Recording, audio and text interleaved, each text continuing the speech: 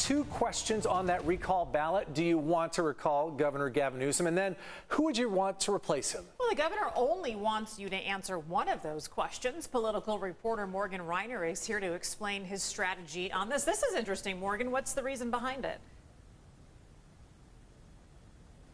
The governor's campaign manager told me that the reality is simple. If Governor Gavin Newsom is going to be recalled, it's going to be because of conservative talk show host Larry Elder. So right now, their only focus is making sure that you vote no on question 1. And it's a reality, a tactic that by this point, multiple experts have told me is quite confusing.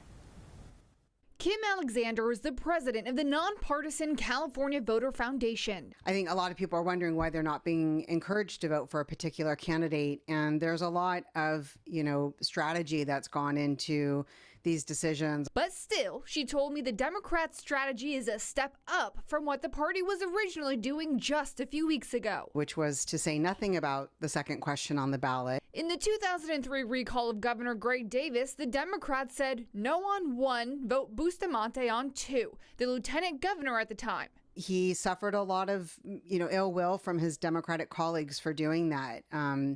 So I think a lot of political folks took a lesson. In a statement, Newsom's campaign manager told me Elder is running away with the GOP support, and the only way we can prevent having a Trump-supporting governor in 1 month's time is by voting no on the recall by September 14th. Any peace of mind Democrats get from voting on the second question is simply a false sense of security. Secretary of State Dr. Shirley Weber told me some people think not voting at all is also a vote to keep Newsom in, which is not true. If you're opposed to the recall and you vote no, and you don't have a choice for number 2, you still should submit your ballot because those numbers will count. And for anyone who's evacuating from wildfires, she told me efforts are underway. Basically, anyone can find your ballot if you have to be transferred to another area.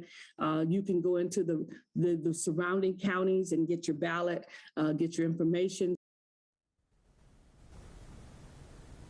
Not just for people who are evacuating, but all first responders who are responding to the fires will be able to vote remotely as well. In El Dorado County, for example, they're setting up polling locations at the evacuation centers. Of course, if you have any questions about how to vote or where to vote, you can head to the Secretary of State's website.